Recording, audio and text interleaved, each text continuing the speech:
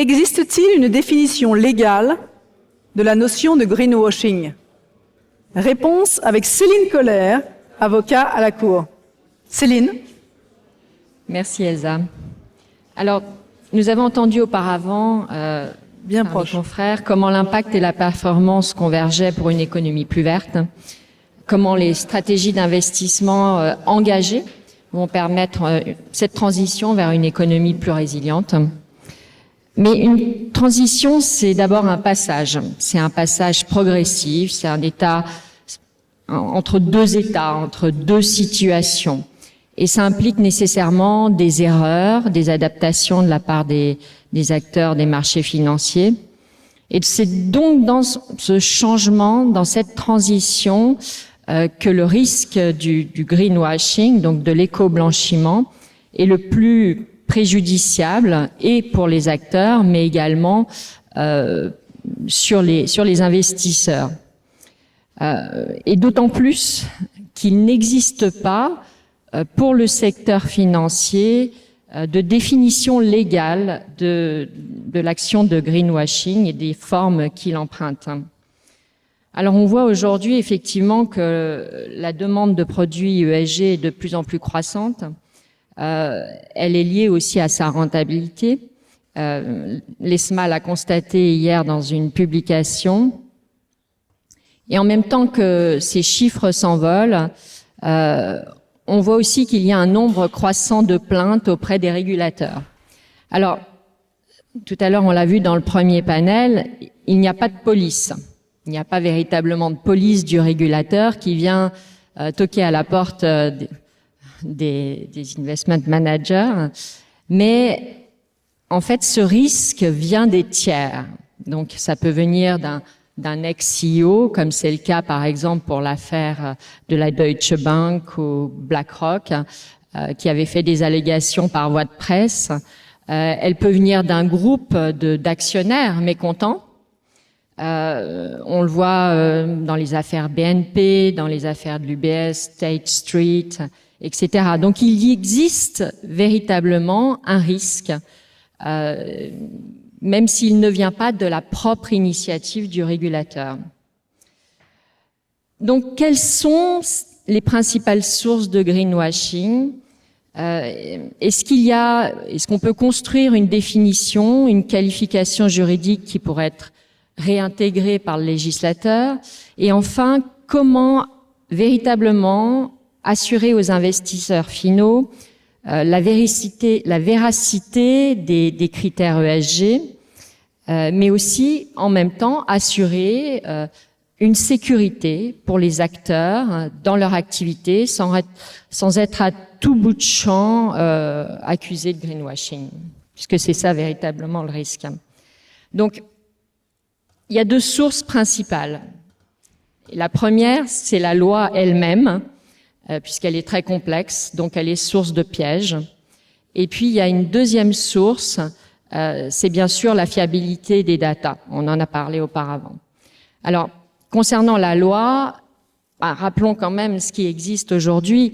On a effectivement ce mastodonte, ce méandre impressionnant qu'a créé l'Union européenne, sans être péjorative. C'est sûrement le dispositif législatif le plus important et le plus détaillé et le plus contraignant qui existe au monde. L'Union européenne effectivement n'a pas d'égal à l'heure actuelle dans son dispositif législatif. Les UK ont également, enfin la Grande-Bretagne a un dispositif, mais qui est moins impressionnant. Et même les États-Unis ont mis en place un dispositif depuis que la SEC a publié il y a quelques semaines, je crois 2 semaines, sa première réglementation sur la publication d'informations en matière de durabilité. Donc on peut commencer à parler d'un droit de la finance durable et non plus d'une série de réglementations. Mais voilà, dans cet aspect législatif, il manque une définition claire du greenwashing.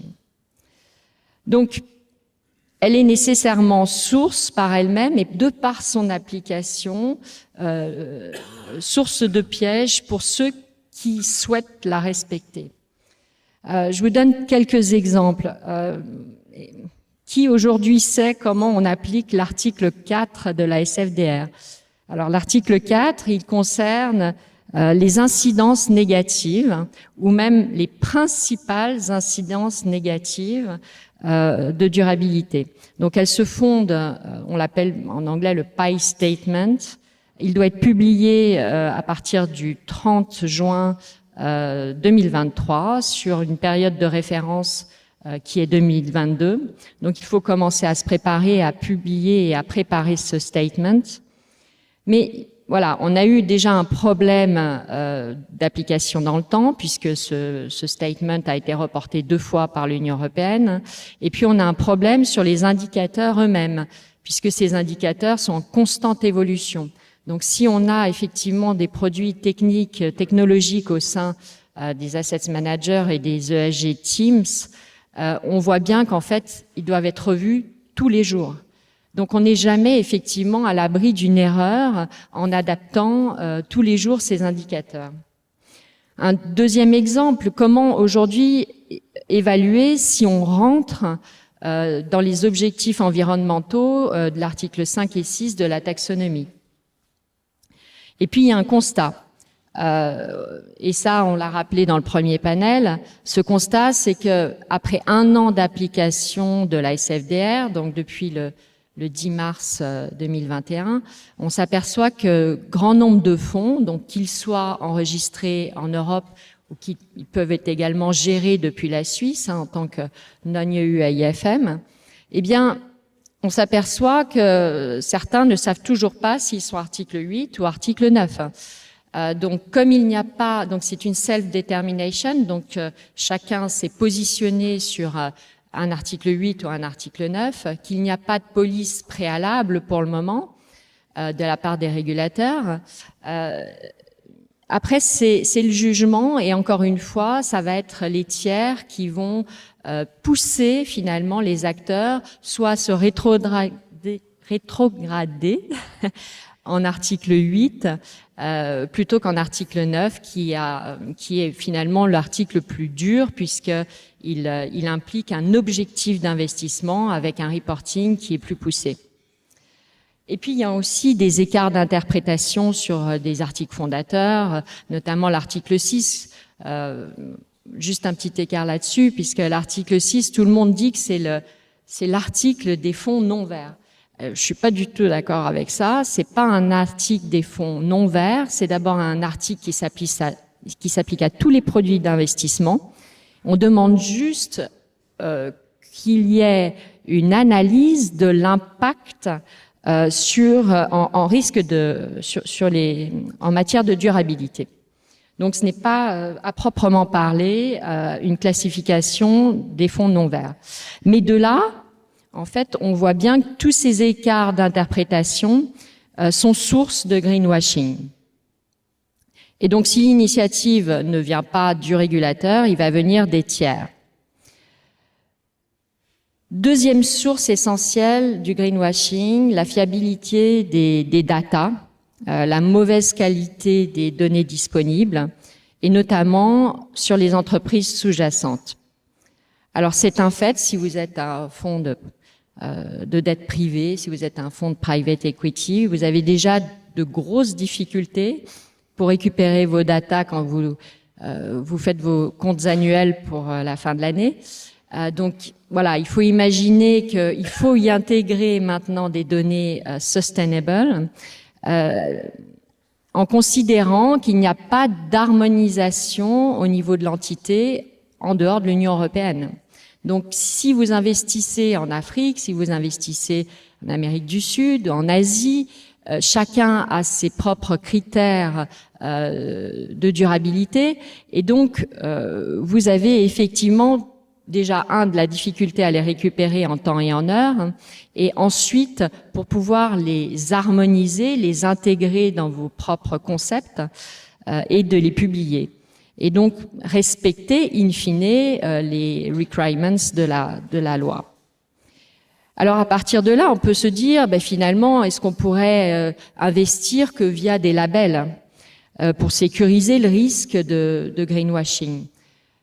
eh bien, pas toujours.